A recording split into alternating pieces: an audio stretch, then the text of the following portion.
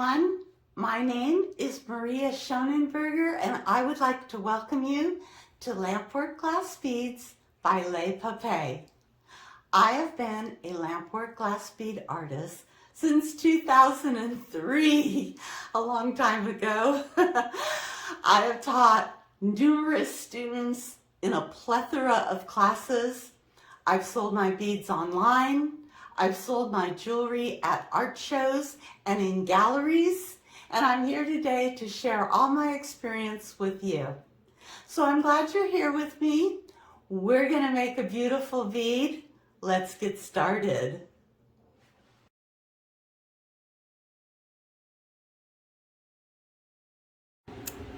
So this is today's project.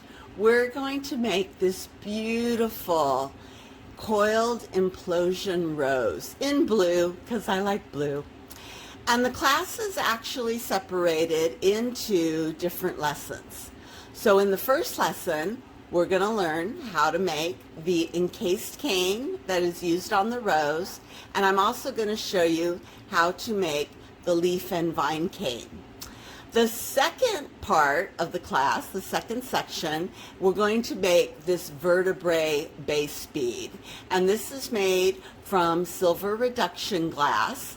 I'm going to show you how to make that. There are also some techniques and tricks to working this silver reduction glass. So we're going to go through all of those.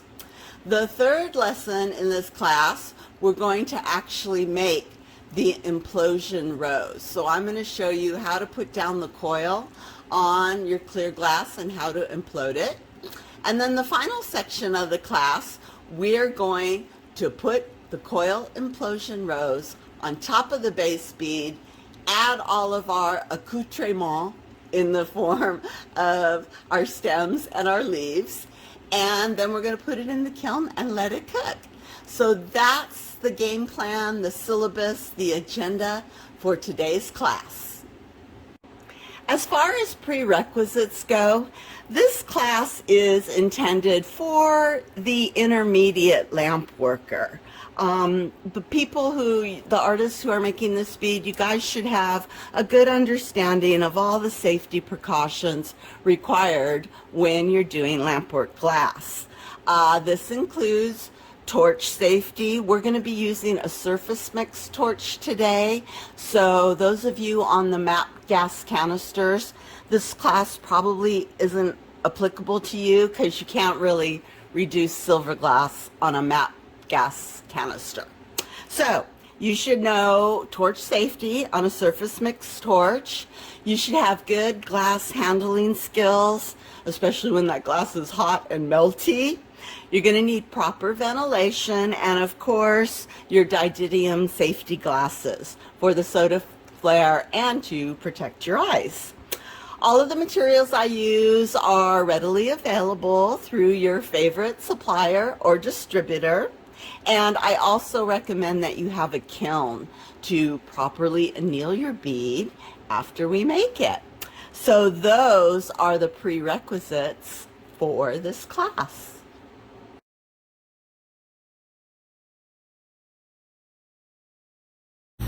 Okay, torch-a-rooney is on. I've got my sky blue heated up, but not hot, soupy. And I've got my leaky pen heated up. And I'm just going to go ahead and start wrapping coils or wraps of this leaky pen around the sky blue. Now you want to keep the sky blue relatively cool, because if it gets too hot, it starts to flop around, and then it's really hard to get the encasing on. And we don't need a whole lot of cane, so I don't know, maybe that's about 3/4 of an inch to an inch length that I am laying down our encasement. And I've got a nice oxidizing flame here. It's got a gentle hiss to it. I don't want to get any gray schmutz on my light blue, so I am using a slightly oxidizing cane.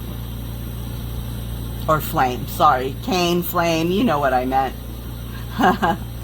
Okay, that looks good to me. Now, one of the things I do with my encased cane is I do marver it so that I get rid of all the ridges. So I'm just turning up my flame a little bit. We need more fire.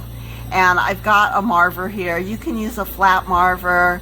I've got my little curved one because it was there, so I just grabbed it. And I'm just going to go in and out of the torch a few times to try and get that barrel nice and smooth. What I'm shooting for here is I want a consistent wall thickness around the entire circumference of my cane. And if you have little ridges and then you pull them out, then you end up with a cane that has some areas are flat, some areas are thicker, and I don't like that. I have OCD, so I have to have everything perfecto mundo. Okay, but that's good enough. There's still a few little divots in there, but that's okay. That won't affect us. The other thing I do is when I have a little end just like that, I just tap it flat. So that way when I go to grab it, I'm grabbing both the transparent glass and the opaque glass, and it'll pull out more steadier. More steadier. Yay. I'm a little nervous right now, so we don't know what's going to come out of my mouth. Everyone be prepared. All right, I am heating up my barrel, and now I'm just going to grab it with my tweezers, and I'm going to let it sit a little bit. I want kind of a thick cane, about 1 millimeter thick or so. So pull it slow and don't be in a big hurry, and that's it. That's all you need, you guys. So that is project number 1. Let me know what you think. Show me your cane. Let's move on to the next one. For our next cane, our leaf and our vine cane, I wanted to use kind of a lighter color so that it shows up on that blue vertebrae bead. So I'm going to make a base paddle out of Creation is Messy pistachio ice cream. And then I've got some Vertebrae olive green that I pulled a stringer. And I've got this light green, I think it's pea green, but I'm not sure. Maybe pea green from Vertebrae as well. And we're going to make what's called a ribbon cane. So our cane is going to be flat so that you can see the striations of the different colors in the leaves and the vines. And in order to start out with that flat ribbon cane, we're going to make a paddle. So I have my little mini mashers here to make that paddle with. And we're just going to smash it flat, put some stripes on it, and pull it out. So here we go. Our flame is on, and I have heated up my pistachio ice cream. I'm just gonna get a little pea-sized gather at the end of this rod, just a little blob. I like to fold it on top of itself, like so. Now this glass seemed a little bit shocky, so take your time in warming it up. Otherwise, it's going to go pew, and little pieces are going to fly off. All right, there's my gather. I'm going to stick it in my mashers and just mash it. Some people call it a paddle. Some people call it a lollipop. Whatever works. And now I've got this Vertebrae olive green, and I'm just going to put a stripe down there, like so, and a stripe here. And for some reason, again, OCD, I just put things like off center to each other on the opposite side. So one stripe down the back, and then I'm going to take this pea green and I'm going to put a stripe on each side of the olive green there. And then I'm going to put a stripe down the center here, like so. I think that's good. Sometimes less is more, you guys, so don't overdo it. Remember, we're going to pull this really thin, and you'll see all of those stripes. And that prairie grass will kind of come up through the stripes, and it'll be really pretty. It'll be like nature. If you look at leaves in nature and vines, they're not just one solid color. They're like a whole bunch of little striations and stripes of all different kinds of greens. Okay, now I'm just heating up my paddle, and I am going to grab the tippy tip like so, and I'm just going to pull it out straight. Oh, caca, if I can get it. I'm so nervous and excited about doing this. Okay, there we go. And pull it straight, and you can see how it stays like a flat ribbon. And there you go. That is our leaf and vine cane. Easy peasy, everyone. Put it down, let it cool, and we'll move on to the next section.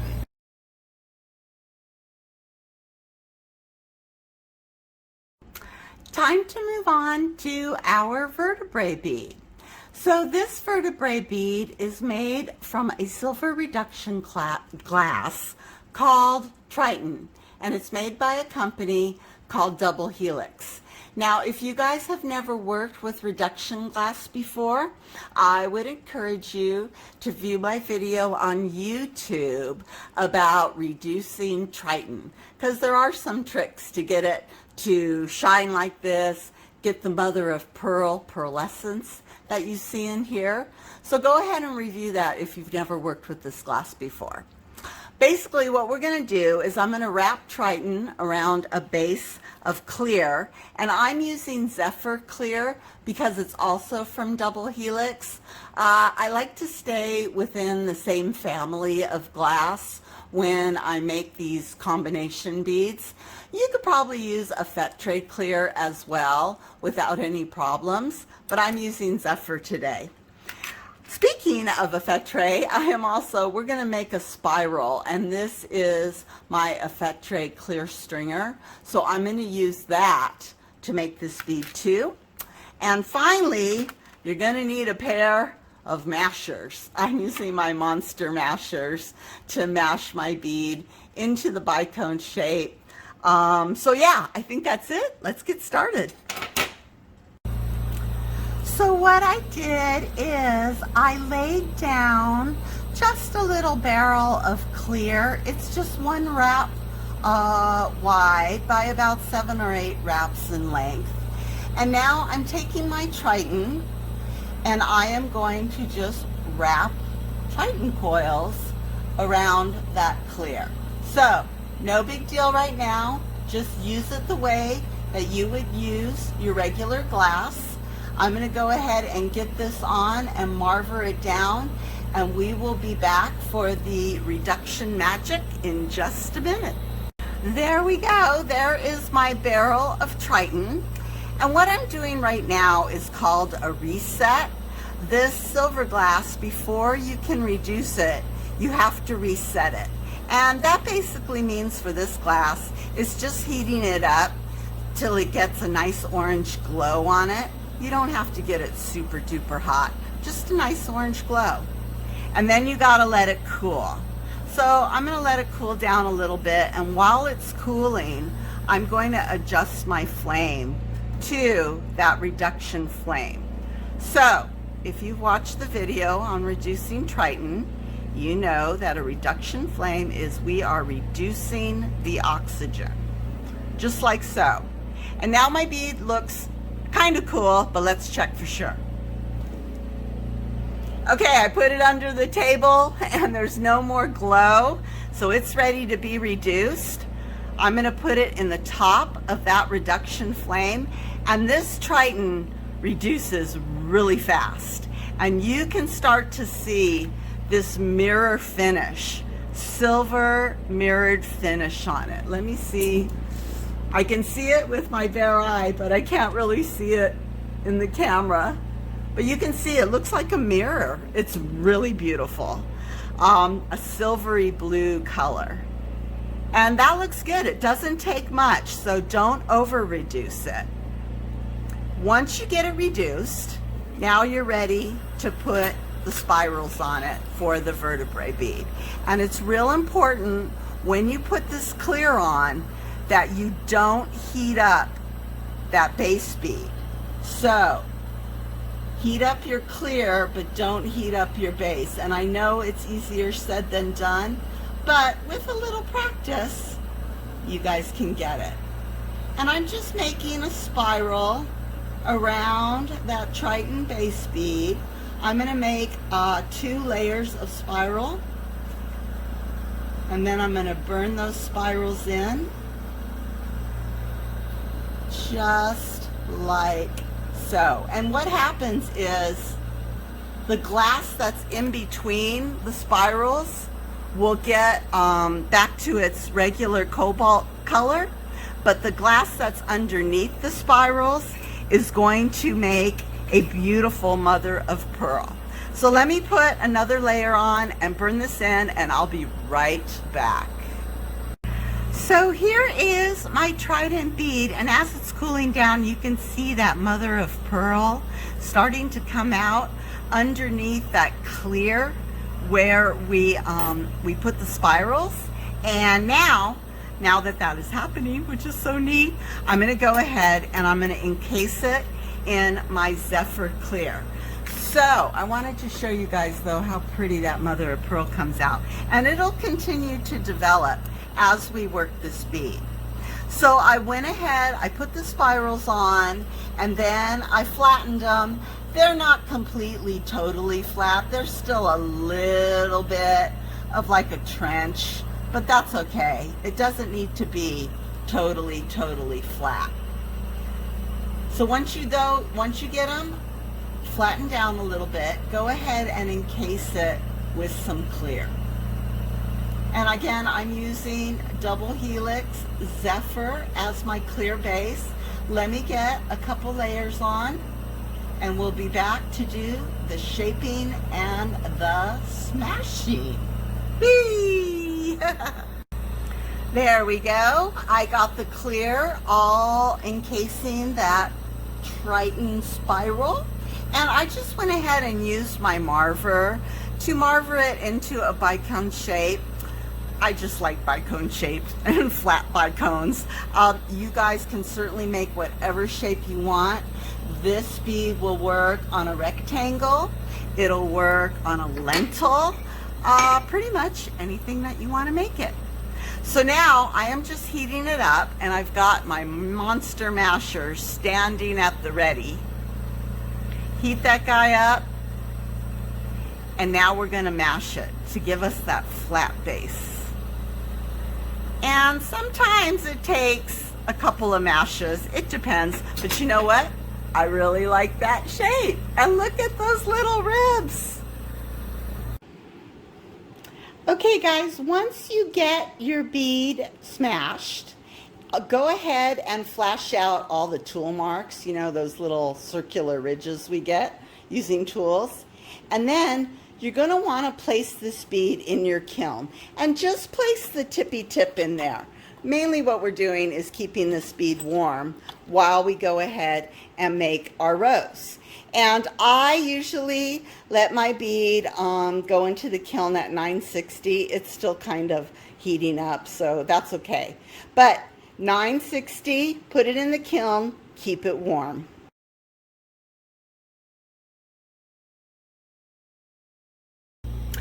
On to project number 3, part 3, where we're going to go ahead and make our implosion rows. And I am using a little rod of clear here. You can use any clear you want, a Vertebrae or Zephyr or whatever you have on hand.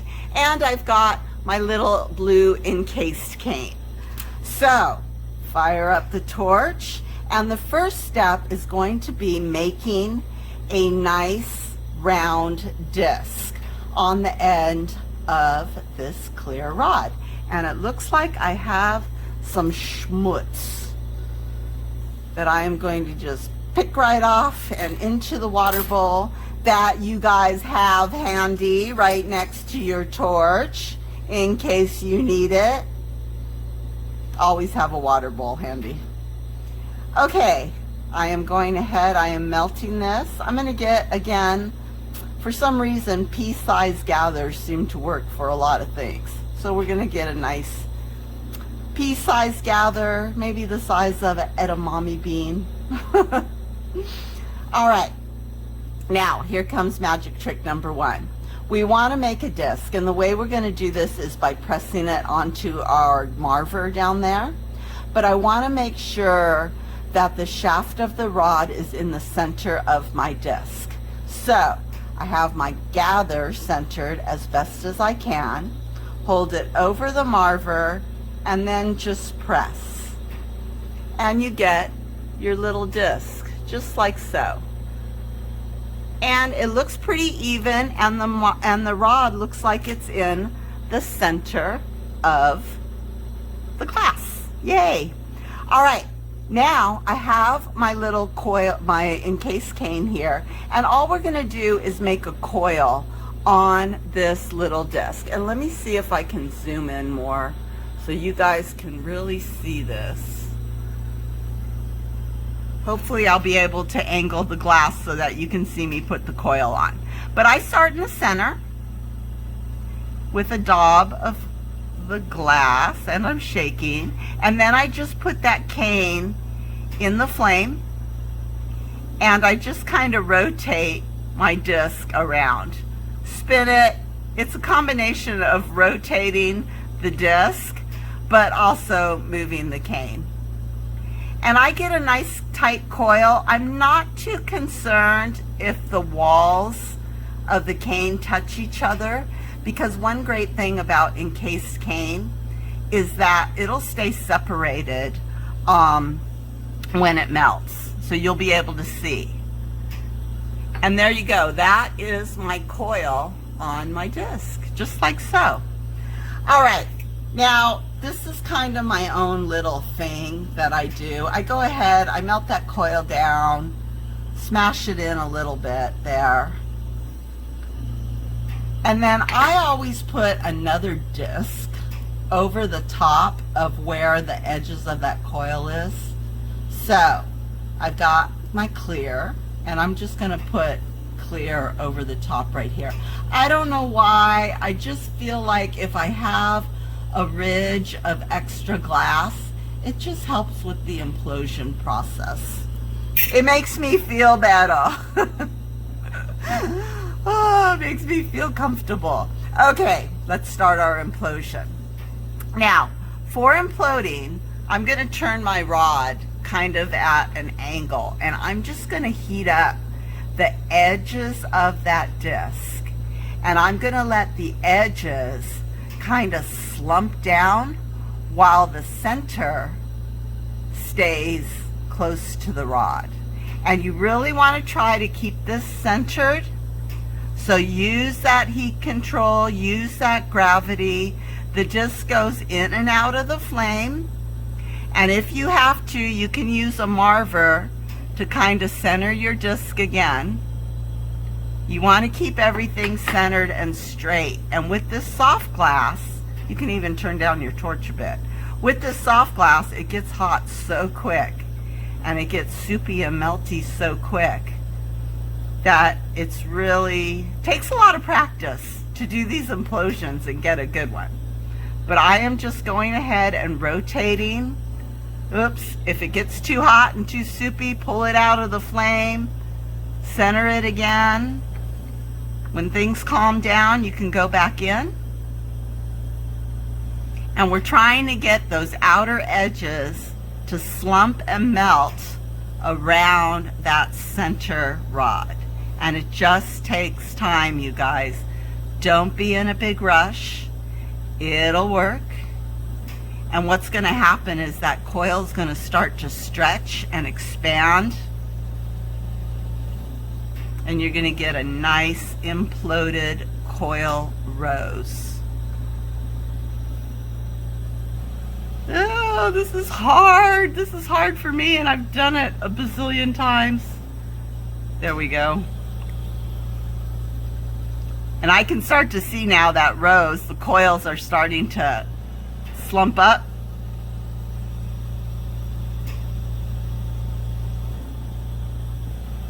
And some people will go and they'll slump it like all the way down really far. but I like that. I like to keep mine a little bit flat because then it goes on the base bead a little better. Okay, and you can see how my rod is starting to taper. I actually want that because when we place this rose onto our base bead, we're going to melt it off. And the top of the rose right here is going to be what shows through. And that's it. That's our imploded rose. And again, you guys can implode it as much as you want. Get it to melt down. I like to keep mine kind of flat because it goes on the bead nicer that way. I'll be right back.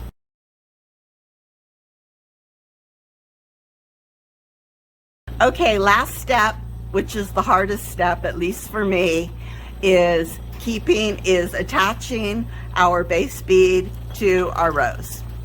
I just flooded my workstation. So what we're going to do is I'm going to go ahead and pull out that base bead from the kiln, and then we're going to reheat it really, really slowly. So let me go get that bead. Now, because I work in the middle of my mandrel and I don't want to burn my fingers, I always stick that working end there that was in the kiln. I stick it in some cold water to cool it off. And then we start the reheating process way in the back of the flame. And I'm just flashing it very, very slowly, keeping both sets of glass as warm as possible. Now, if you introduce this base bead into your flame too quickly, you're going to get what's called thermal shock. And that happens when your base bead is basically at 960 degrees. And we want it at a working temperature of around 1,000 to 1,200. But you can't just stick it in the hot flame when it's at 960 because it's going to crack.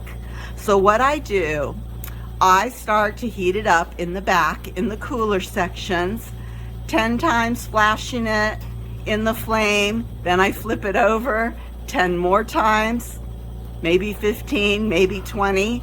And then I move it up a little bit, half an inch or so. And I do it again, just flashing it very slowly.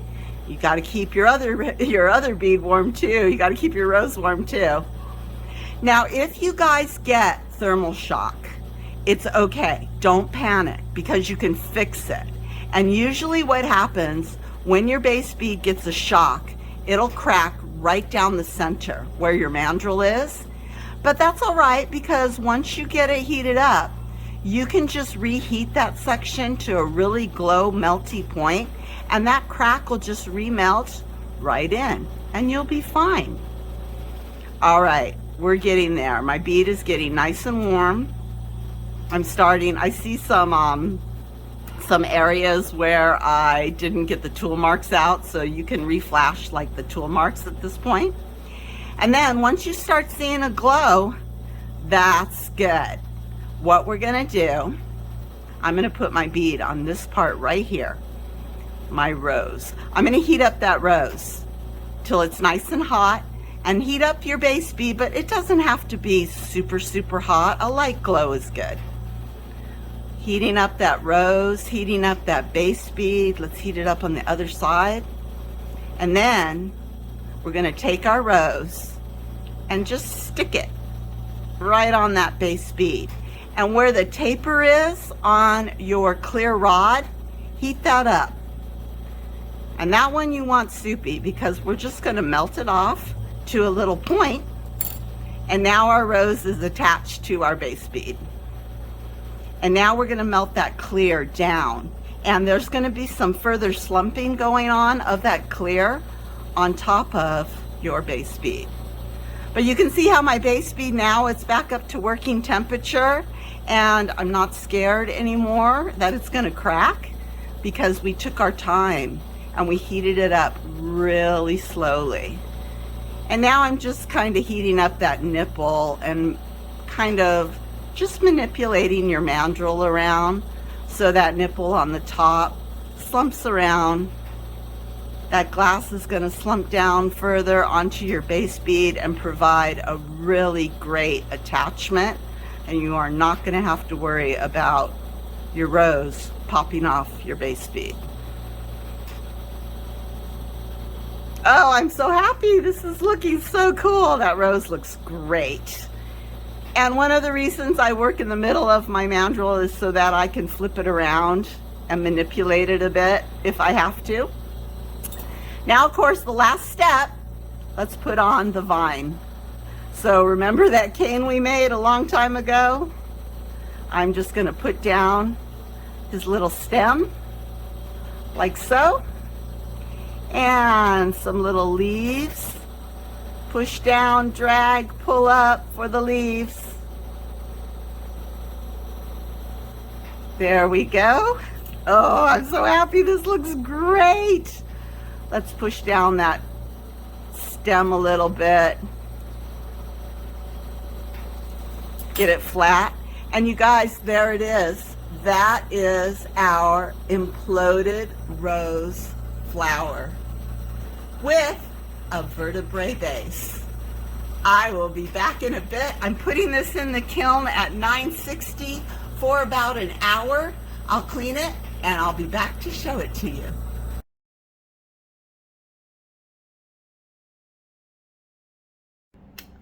While my other bead is in the kiln annealing, I thought I would show you guys how I put on the little head pin and turn this bead into a pendant. So what I have here is just a little silver head pin. You can get them at your local craft store or, of course, on Amazon. And I've got these little round beads that are going to be really hard to pick up with my fingernails. But there you go. There's the little silver bead. And I'm looking for the hole. It's right there. I can find it. I can almost find it. Sorry, everyone. I don't usually make jewelry. I just make the beads. Okay, there we go. I got the little round silver ball on the bottom of my head pin. Up through the top it goes on my bead. And then I'm going to put another silver ball on the top of my bead. I probably could have got silver balls that were a little bigger, but that's all right. This will work. And now I just have my little jewelry pliers. I'm going to grab that wire and flip it over 90 degrees. And then I wrap the wire around the nose of the pliers. And that makes my loop. Just like that. Oops, just like that. Now I'm going to grab that loop and I'm just going to start wrapping that wire around the loop a few times. And then you just snip it off and even things up. And now you have this beautiful little pendant on a wire, ready to go on a necklace.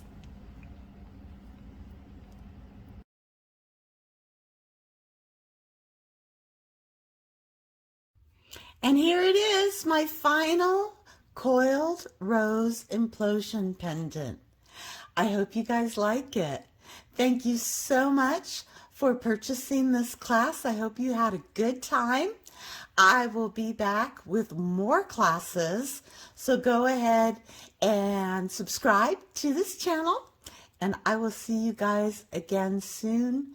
Thank you again. Have a great day. Bye.